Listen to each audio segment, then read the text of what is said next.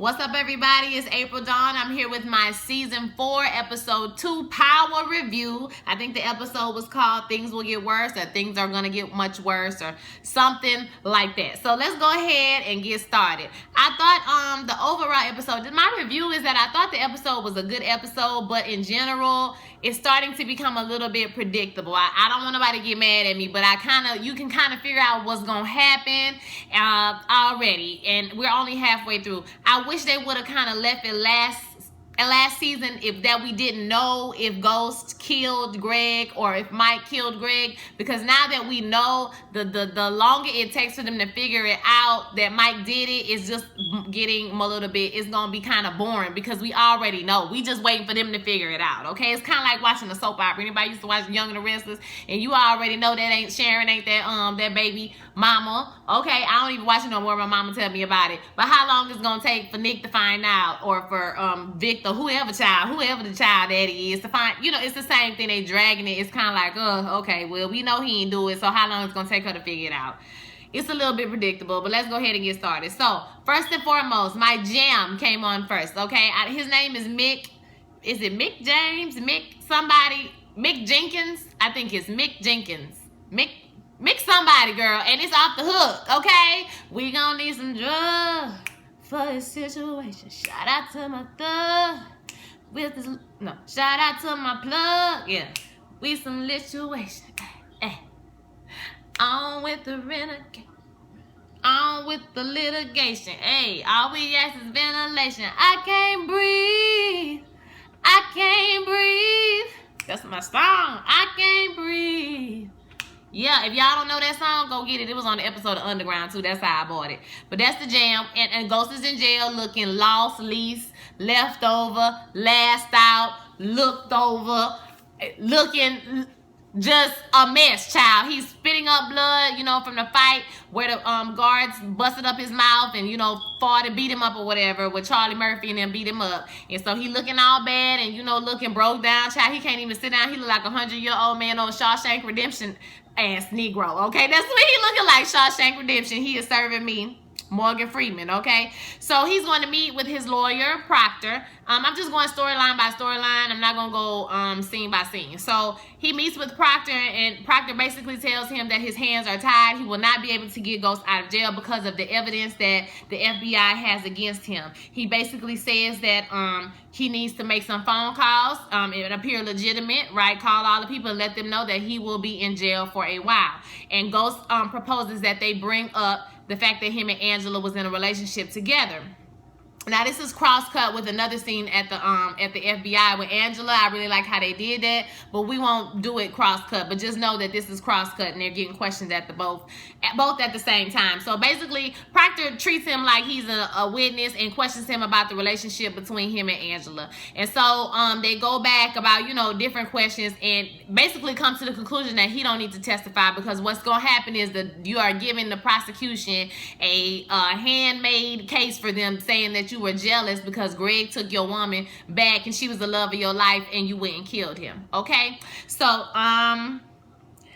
they decide not to put that Ghost don't need to be up there on the stand. Even Ghost is like, oh no, you can't put me up there, because they're gonna say, well, you never killed one. Did you ever kill someone who's, I don't know if this was this meeting or the next meeting, but one of the meetings he said basically, I would never kill anyone who was in law enforcement. So because he has never killed no one who was in law enforcement, Proctor immediately honed in on that. So have you killed someone? So when you get on the stand, you can't lie, because once you lie, you can never testify for yourself ever again. You accused of perjury. Then they can charge you with murder. If you killed anybody in relation to any of this going on, you can be charged with murder, and you can be charged with this, that, and the other. So he basically just gave him all the reasons why he needs to just shut up and not testify. Okay, so later on we find out that the DA is trying to prove, well, basically Proctor goes through both of these. This shows us how smart Proctor is, because he goes through both of these things before we even find out that's what the case is. So he just is guessing and like brainstorming, well, maybe the DA is going to try to prove that Tommy is Ghost,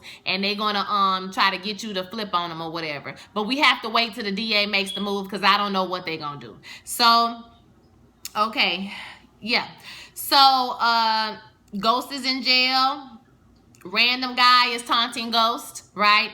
Saying that he thinks he's better than everybody else, and don't he own them clubs and whatnot, and basically you want your cornbread ass type shit, okay? Like, you want to eat your cornbread type stuff, okay? So Ghost, trying to ignore him, or he did do some old Karate Kid ass, some Last Samurai move on his arm, and he was like, something like that, but it wasn't nothing major. And then the white man that we saw in the last episode, he tells the black guy to get on about his business, and, helps Ghost out a little bit. So we know this is going to turn into something later, okay? Now, this same old white man, he meets up with his wife, and his wife comes to visit him. The wife tells him that this is going to be the last time that she's going to be able to visit him because she's too sick. They don't have the money for some experimental treatment that she was trying to get into. And he vows, they kind of say their goodbyes, and he vows that he's going to do whatever he can to get her the money to take care of her. Okay, so later on, the old man meets with his lawyer, and the lawyer tells him that DA guy, FBI prosecutor man, has dropped his case for Ghost's case. And basically says, gives a little bit about the case, and he was like, yeah, they must be big time, whoever, and then he says, well, yeah, I figured that Ghost was somebody, or not Ghost, but that the guy was somebody important, or that he owns, he owns those clubs, and where did he grow up, and then he clicks in his brain. So obviously my prediction is that this is gonna be Tommy Daddy. We already know that Tommy got a daddy somewhere, okay? So we think this is gonna be Tommy Daddy. Now, I don't know if he's gonna use this as leverage to get Ghost money, because it seems like Ghost don't have a whole lot of money, y'all. So my thing is, he don't have no clean money, and so but maybe he's trying to get some money to get his wife the experimental treatment. So he gonna use it as leverage, like, I'm gonna tell that y'all did know each other and y'all did run a drug, he could testify against them. Or he could use it as leverage to, like, actually be able to, form some type of relationship with Tommy or something like that, since his wife is going to die. My prediction is that it's going to be, whatever it is, it's going to be something that's going to be beneficial to Ghost, only because he has so many things against him right now. It doesn't make sense to add one more thing. And with everything that's going on, it just don't seem, it seemed kind of dumb to me to pressure him again for more money that he really actually don't have. So I don't know, but we'll see what happens with that whole situation.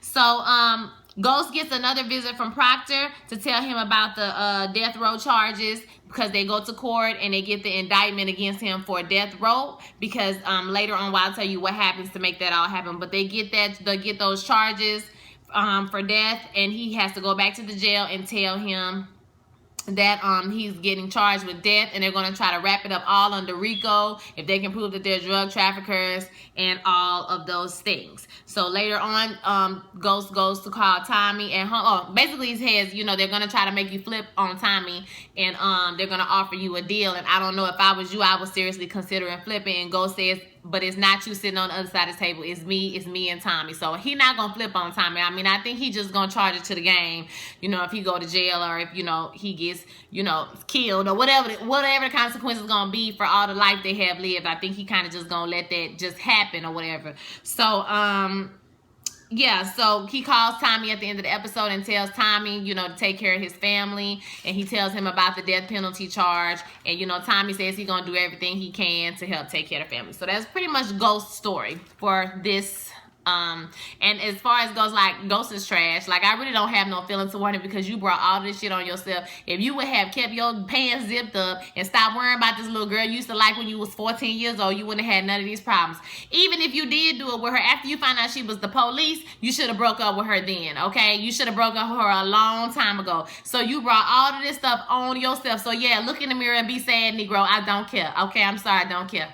And I don't care who mad, okay? Let me know what y'all think in the comments. So let's go to Proctor. So we talked about most of the things that Proctor's done already with Ghost. He's met with Ghost to tell him those two different things, those two different times. But he also goes to the media to kind of try the case in the media, saying that Ghost is a black man, he's a business owner, and he's been, subject to, there's so many, injustices going on against black men today, kind of like pleading that case in the media, trying to tank that jury pool, okay? And so we see that DA dude goes to the FBI meeting. He's very upset about this. He tries to get a gag order against Proctor, because he says he's not going to lose to Proctor again. Y'all got that again part? So that means that he's lost to Proctor before, okay? So Proctor on his stuff for the most part, okay?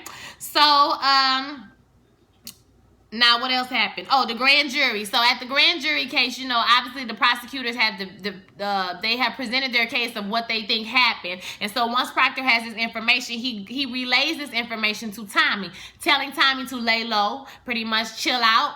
Don't they're going to be watching you. They're trying to prove that you're a ghost, so they're going to be following your movements and trying to catch you dealing drugs. Tommy tells him, cool, I'm going to lay low or whatever. But he basically tells him, he gives him cocaine, y'all. Now, I think that Proctor back on that shit. Now, y'all tell me what you think, because his eyes is real red right here. And I mean, if anybody was stressed and wanted to, you know, accidentally fall off the wagon, it would damn sure would be him, okay? So I think he was getting it for the wife, for the girlfriend. But I think he doing it too, okay? I think he getting high on the supply. Y'all let me know what you think. But I think Proctor on that stuff. Again, I'm sorry. So and basically Tommy was like, well, if it go wrong and I get arrested, I'm gonna kill you. Okay? And Proctor looked like he was really scared because Tommy will kill him. Okay? So like you know, I don't know. I feel for Proctor. It's like, damn, you done got yourself in deep, but it's like he done does so much unethical stuff. I mean, he on coke, or his girlfriend is on coke. He's buying coke for himself. If he go down, everybody going down. So he got to fight for the team too. You know, it is what it is. So yeah, and at the end of the episode, he meets with Ghost to tell him about the death penalty charges, okay? And like, that's when he says he will flip, and you know, Ghost says no, he's not going to flip.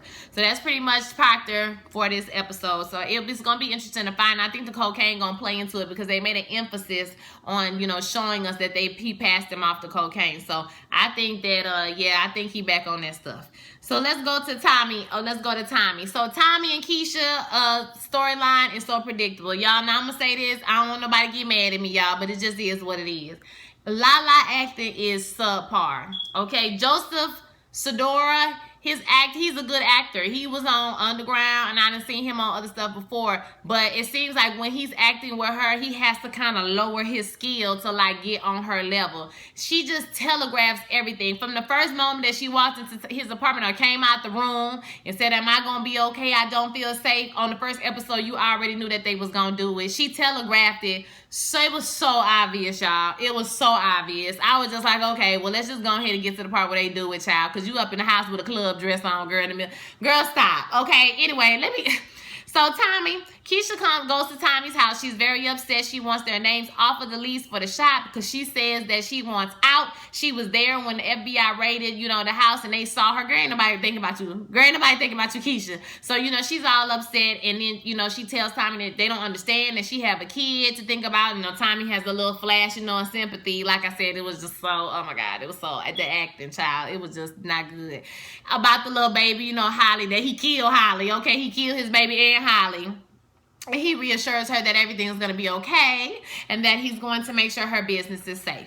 And that was that. You know, he gave a little hug on the shoulder. I'm like, okay, they're going to do it. We just waiting for when they're going to do it, okay? So, Tommy, okay, the Hispanics. Now, I don't know if they are Puerto Rican. I don't know if they Dominican. I have no idea, y'all. Somebody please let me know, because I don't want to be calling these people nothing that they're not. But they're Hispanics or Latinos, okay? I don't even know which the term to use. I'm just going to use both. Somebody can tell me which one is right in the comments, okay? So, basically, they meet and they deciding that, you know, with all the stuff that's going on with Ghost and everything, you know, one guy's like, I think I might want to try to get a new connect. You know, maybe the new connect can meet with me. Now, we had a little, you know, a mole. They came back and told Julio, and Julio discusses this with Tommy, and he says to let him handle it because Tommy is a target now. You know, now that he's the connect, he's a target now, so let him handle it. And Tommy says, all right, I'm gonna let you handle it, but you need to you know, make sure you represent my crew right and don't let nobody disrespect you, because they disrespected me, okay? And so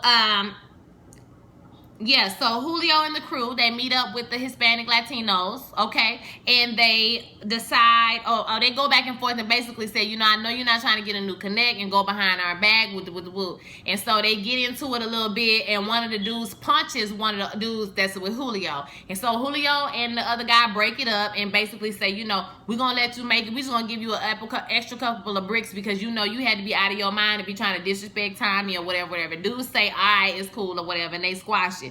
So obviously, you know, the other dude is upset because if it was Tommy, he would have shot somebody. Okay, you know, Tommy would have killed somebody. So they come back and tell Tommy what happened, and Tommy is upset about this. Okay, so he ends up at Keisha's apartment, and Keisha got her after club dress on at night. I don't know what's going on. Why you have club dresses on? I don't know. I know you don't do hair?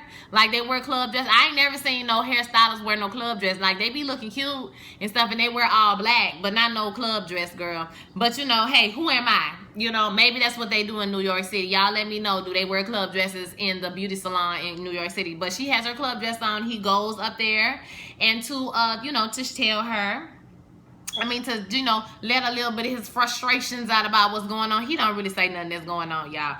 He just going up in there and say, you know, I'm going to be good. You know, we good because I'm good. And I'm going to make sure you good. She like, okay, you know, okay. And then they go ahead and have sex and do it, okay? Like, we already knew they was, y'all. The sex faces was horrible. Like, I didn't know if she was excited, confused, or scared. She looked all three at the same time. It was just awkward. It was just not sexy at all. It was the most unsexiest ever. And then they write Keisha's character so tacky. So after they done, you know, the next day, they have a little coffee. And Keisha basically says that she doesn't want to tell Tasha about what happened because Tasha takes everything that's good from her. And she tells him about how she took Sean. And, you know, she was with Sean. And, you know, she she just spilled all the tea because he didn't know all of that. I'm like, girl, why are you telling this?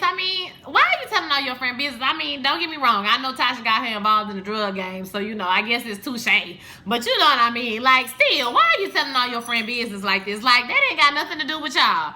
So, you know, but in the end, he agrees that they shouldn't tell or whatever. Now, what I would think would be interesting if Tasha actually did get with Tommy, you know, if they had like a little moment of weakness. Now, I seen that chocolate latte body on the preview for the season, so she gonna get it with somebody.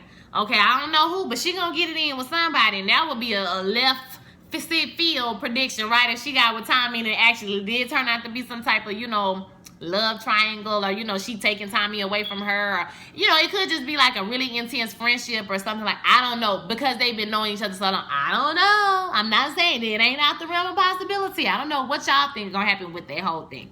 So Tommy, they decide not to tell Tasha. That's cool. So Tommy meets up with Proctor, and Proctor tells him what I already talked about. And so after they have their conversation, he goes back home, and then he tells his mother that she needs to, I don't know what they was talking about because I wasn't really paying attention, but basically you know, they have a conversation and he gives her the car keys and she takes the keys. Now, when he went inside of his house, you know, the FBI agents was following him, so they put a tracker on the car. So he gives the car keys to the mom because he's one step ahead, and the mom gets in the car and she drives away. So the FBI is going to be basically going on a wild goose chase following when his mom, wherever she goes, and not actually Tommy.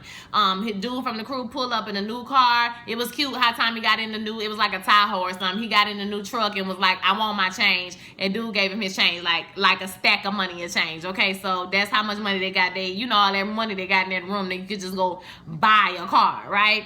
So that was pretty cool. And then later on in the episode, at the end of the episode, Tommy finds the guy who punched the other guy in his crew, and the Hispanic / Latino guy, and he goes and finds him and basically runs him over with the car. Okay, pulls the gun on him, pull him out the car, run him over like twice with the car, and tell him don't disrespect him, roll over him one more time, and like break his whole leg in half. Okay, and then he drives off into the sunset.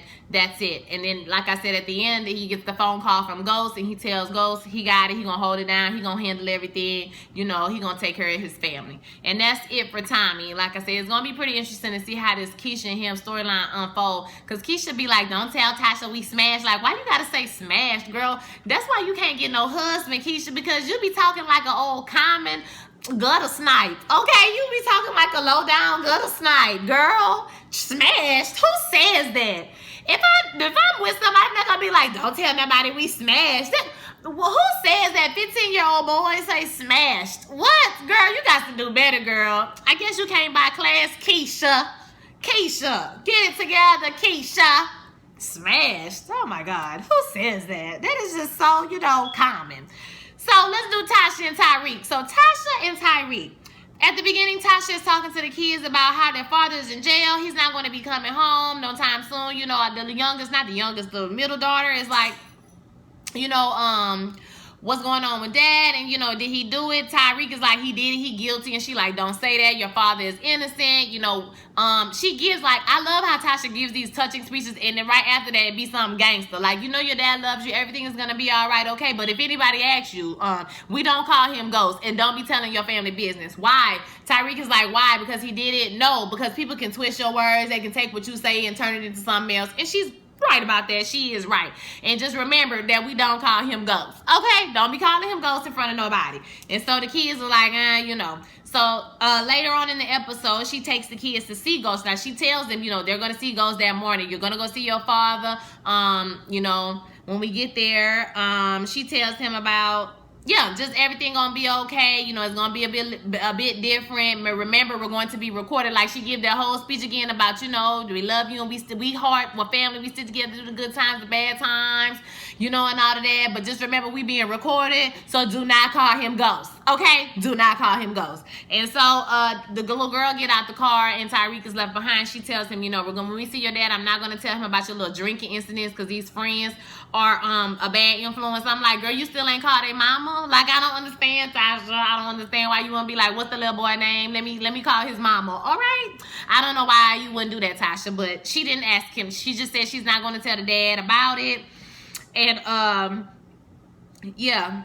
Not going to tell the dad about what happens. And then she tells him about Kanan. She says, your dad had a lot of old friends in the hood back in the day. One of his friends' name was Kanan. Have you ever heard of him? Tyreek says no. And at this time, there's a photographer that's taking pictures of them. So she jumps out of the car and confronts the paparazzi and knocks his camera. He says, I'm going to be calling, you know, my lawyer. And Tyreek is embarrassed. He said, this is how you handle it. And, you know, he gets up and walks into the school. When he gets into school, he calls Slim, i.e. Kanan. And, you know, he talking to Kanan like, why they got Tyreek so damn dumb, y'all? Because he was like, well, mom said, you know, he didn't get bail. Does that mean he's guilty? And he's like, yeah, you know, your daddy, whatever he did, did. I'm like, really, son? Like, you just won't believe whatever this random Negro have to tell you? Like, really, son? Like, really, Tyreek? Like, y'all, Tyreek is dumb. Like, my thing is, you smart enough to figure out your mom and daddy is lying to you, and they like keep telling you this stuff that's not true about, you know, whatever they're going through in court, but you're stupid enough to believe whatever this Negro that you don't even know from a can of paint is telling you. Child, I can't. Okay, he's dumb, and somebody needs to bust him upside his head. I don't understand why Tasha ain't did it yet. So, but he says that he was embarrassed about what his dad did and called Slim and said, you know, Slim said your dad is guilty, but he says he should go see him in jail because if he plays the game, they're going to trust him, okay? And he says, son.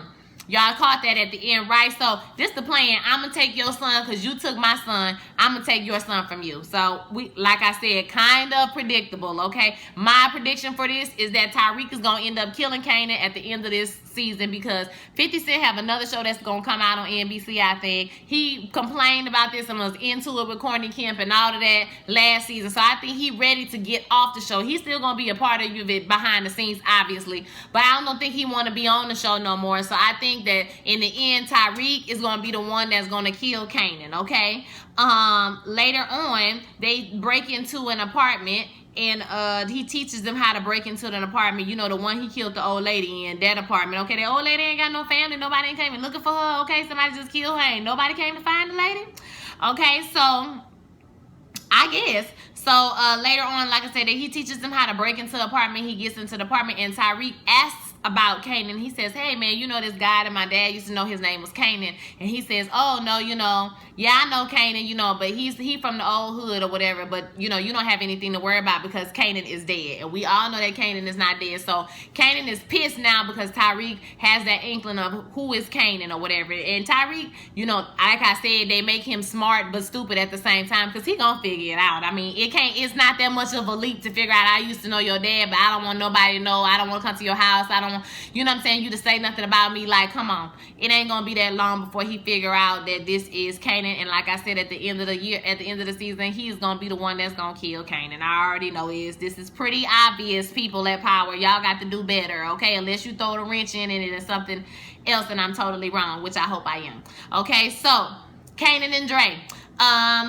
Dre is running around. Oh, I forgot to say, and Tyreek's sister was like, I don't even know you no more. And when he got into the school, she was like, what's up with you? I don't even know you no more. Like, because she was looking at him like he was lying when he was lying about whatever he was lying about last week, okay? So let's talk about Kanan and Dre. So basically, Dre is running Truth, and now he has started skimming off the top. So he's got a whole scam going with them receipts and, you know, having 2 bottles or giving only 1 bottle, but 2 bottles, you know, paying for 2. And so the receipts match up. So if they ever get audited, you know, everything is copacetic, and handing out these little bitty pills. The thing and the problem I see with that is you handing out pills in a little thing, in a little matchbox with your name of the club on it. Truth right here. So if somebody get caught, I was surprised that nobody didn't find anything in the trash can on the floor, because as many as they were passing out, I mean, somebody had to be bound to drop it or forget it or something like that. So all that, when they find them pills and that thing that say Truth, that's gonna shut that club down. I mean, that's just the stupidest thing you could ever do. Why would you put your name on the box? That's just crazy to me.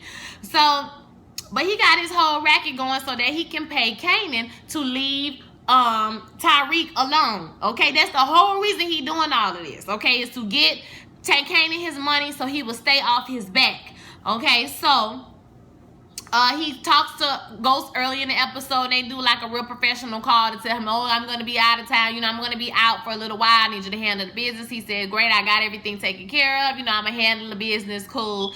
And they hang up the phone. He is also there when the police raid the station, you know, and I mean, they just show him at various times standing in the club watching, you know, the fruition of all the drugs and, you know, scheming he doing you know, everything come to fruition. They show him when he's telling the staff. They show him when he is on the phone with Ghost, and they show him when he's there when the police come and raid the whole place and they find the gun. Okay, so they show him all of these things. I think we're going to be able to find out. Well, I'll say that in a minute. So later on, he meets with Kanan. Probably the most important thing in this episode about Dre is that at the end of the episode, Kanan comes to him and thinks that he's the one who told Tyreek about Kanan, but and he threatens him. He starts choking him like he's gonna kill him. And so he, you know, obviously he didn't do it, and he was like, yeah, I thought I paid you to stay away from Tyreek. You're not supposed to be with him. That's why I'm giving you this money. He said, no, I'm giving me this money. You paying me so you can stay alive. Okay, so he said he gonna kill a daughter, or, you know, like I said, now you paying me so you can stay alive. So I won't kill you, Negro. And so, you know, Dre in between a rock and a hard place. Like, that noose is tightening around his neck. And I'm sorry, if I was him, you could fare so much better if you told Tommy what was going on. They can get rid of Kanan. But my thing is he trying to stay on top of the drug game too. So that's why he got Kanan in his back pocket. I don't know what's gonna happen with Dre, but he's kind of like a wild card, and I like that about him. I really don't think he's gonna make it to the end of the season, though, to be honest with y'all, to next season.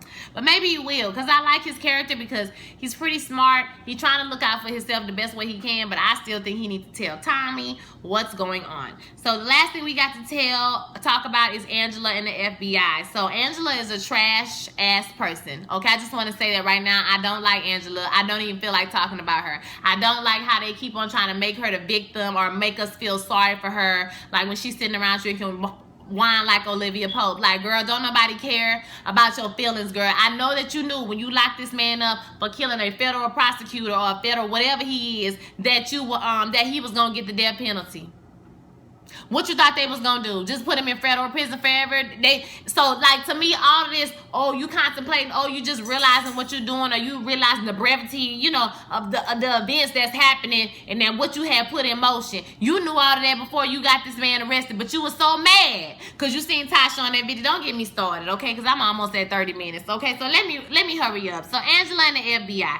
So the DA dude and them, they are getting together trying to figure out their strategy. A white dude says he wants to be he wants to bring up the love triangle. You know, DA dude shuts that down because they all knew about the thing that was going on, and she was messing with this one and that one. So they all could be called as witnesses, which means their credibility will be called into question, which means the whole FBI's credibility will be called into question. So that's not a good idea. Angela shows up and he questions her. Like I said, this was the cross-cut scene with her and Ghost getting questioned about the relationship, her using the funds, you know, state time or her work time to be out there having sex with Ghost, okay, what they was doing on it. The fact that he had stole evidence from her to get Tommy Egan off, and she still moved in with him. She said it was unrealistic at best. And so, you know, then they went back and forth, and they concluded once again that, you know, she should not get on the stand and testify. He says he's going to, the case is proving that Tommy is Ghost, and getting Ghost to and getting Ghost to flip for Tommy. I don't know if he actually said that, but, you know, basically getting them both and saying that Ghost killed Greg to protect Tommy because Tommy was his friend and had been his friend for however long. So this is the case. Everybody decides, okay, that's what way we're going to go for the case, okay? So later on in the episode, he finds out that, you know, old boy Proctor went to the media. He tries to get a gag order. They go to the judge. The judge says, listen, it is what it is. I'm not going to be used as the pawn to go back and forth. I thought that they would have the same judge last week. The judge was a woman, so I was kind of confused about that. Can somebody, my people lawyers, you know, I need to come up with a name for my people, son. Somebody, you know, lawyers, let me know if you're a lawyer. You know, why did they have two different judges? I thought when you get a case, you have the same judge. But I could be, you know, I don't know what I'm talking about. I ain't no lawyer. So, you know, so let me know what it's supposed to be, okay? Because I don't know. But the gag order is denied. He basically says you put yourself in this position, and you know it is what it is. So the gag order has been denied, and so they said they need something else. He basically is saying, well, we got the evidence and everything, but we need something else. So because the jury is already going to be tainted. Okay, so they go and raid the Truth, and in Truth they find Mike gets there first, and he's scurrying around the club, and he gets into Ghost's office, and he puts the gun underneath the sink in his office, which is like the most stupid obvious place for you to hide a gun. Okay, so they find the gun obviously in the office, and so now they have the gun, they have DNA, and they have his fingerprints on the window. And so Angela later on talks to Mike and says that she thinks that Ghost put the gun there so they could so it would throw the case. And Mike tries to reassure her that, you know,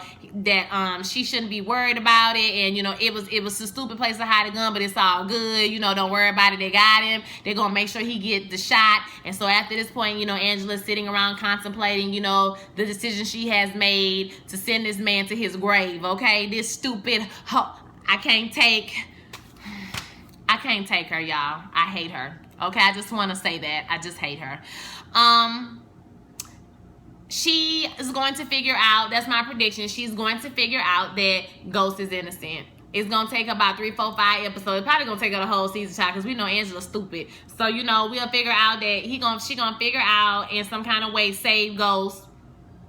You know, maybe she'll lose her job or something. If she don't lose her job, like, I just don't know. Like, I cannot stand how they make Angela such a victim and they try to make Tasha out to be such a bad person. Like, I don't like that, okay? I just don't like it. And I'm not even going to get into the politics of skin color and the fact that she, you know, Tasha's a dark-skinned black woman and she a white Puerto Rican woman. Like, I just don't want to get into it. But I'm just going to say I don't like it.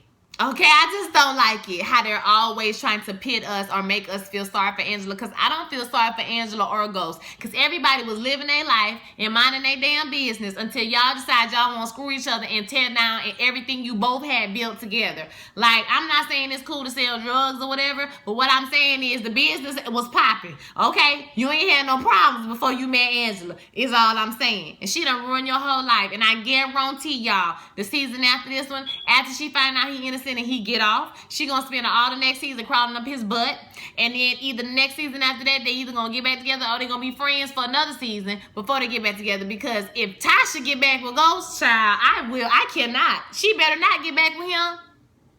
She better not. Speaking of Tasha, she gets a phone call. I'm assuming it's probably from Proctor. She got a phone call and he told her about the death row charges, and so, you know, she's upset. And, you know, she's very upset. You know, everybody's upset. This is horrible. So, the episode ended with Ghost, you know, looking crazy as well. Or Tasha. I don't know. I think it was Tasha.